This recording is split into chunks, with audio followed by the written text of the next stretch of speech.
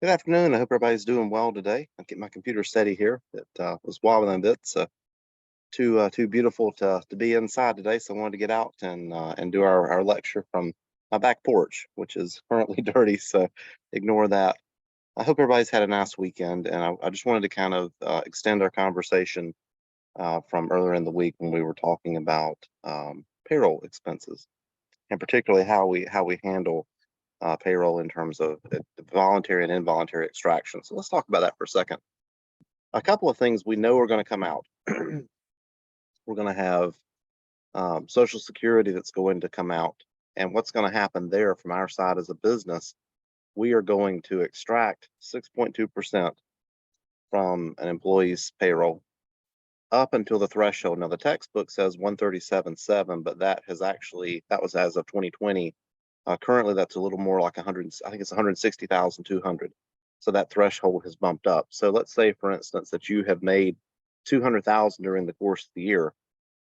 Only the first 160,200 is going to be subject to the 6.2% extraction for Social Security. Now, what happens is we remit as a business, we remit those payments quarterly, and we recognize whenever we have payroll, we recognize an expense as an organization of 6.2%.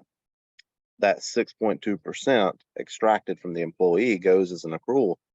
And so essentially, whenever we get ready to pay it out, we're paying out what we have funded and then what the employees have funded. So what actually gets submitted is 12.4%, 6.2%, and 6.2% respectively.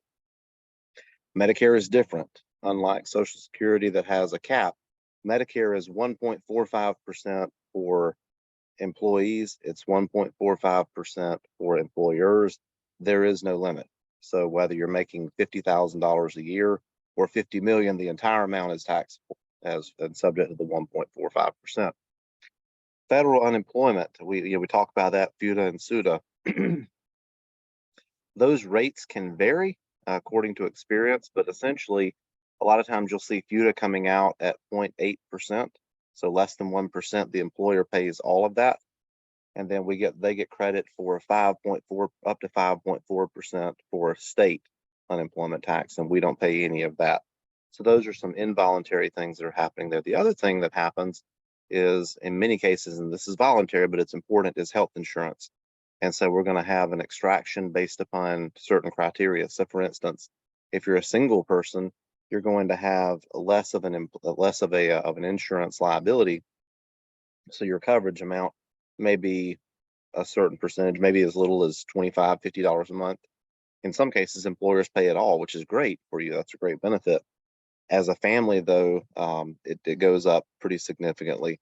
A lot of times you'll see a significant increase when you add a spouse. It's actually more expensive under most plans to add a spouse than it is to add a child. But it's one of those things. I hear bees buzzing around me. Sorry if you see me flinch.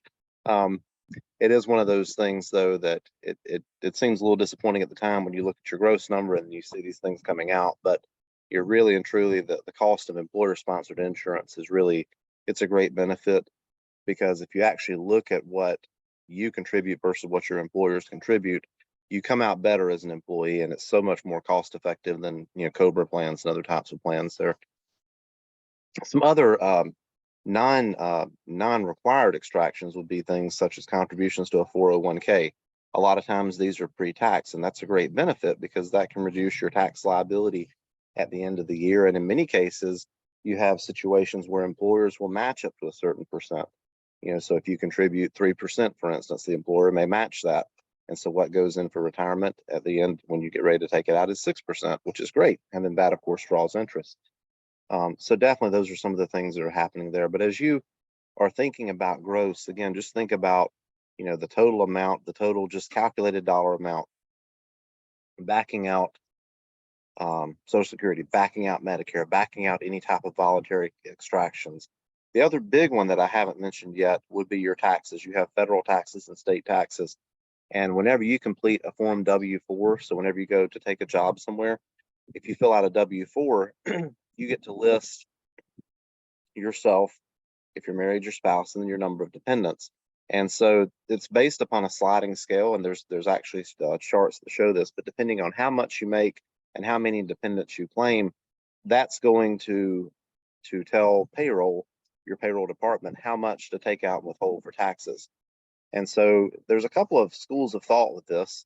One thing you could do if you're looking at making additional income, if say you're going to take a second job or whatever else, and you were concerned about your tax liability, some people take the strategy of they'll ask to be withheld as if they were single with zero dependents. If you do this, you're going to have the maximum amount of money taken out each month.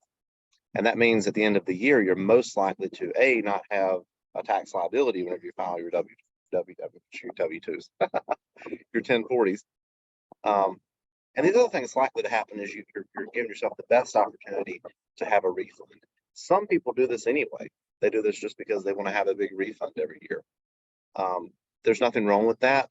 One school of thought with that, the best way to manage your money throughout the year would be to have essentially that you break even at the end of the year, because that would be a situation where you've had access the entire calendar year, and then in theory you could have otherwise invested those funds and drawn interest on them and those types of things. But again, it's a matter of finding a strategy that works for you. But I think this is good practical thinking, because as you go out and get careers and start working, in some cases you are now, depending on what your tax situation is looking like, you may be able to adjust and monitor these W-4s and make changes throughout the year if you need to be able to put yourself in a better position so that you don't end up owing at the end of the year. That's a terrible feeling, to owe the IRS hundreds or thousands of dollars in some cases at the end of the year. So something to be cognizant of as well. Definitely, anytime you have a major shift in income, anytime a job reclass or those types of things, a lot of times that will prompt a W-4, but definitely something to kind of watch out for as well. So anyway, these are just some topics that I think are pertinent to this week and good fodder for conversation. If you have any questions or you want to talk about it or have any specific things you'd like to discuss more, just shoot me an email and let me know. Otherwise, enjoy this beautiful day. I'm going to have a great weekend. Bye now.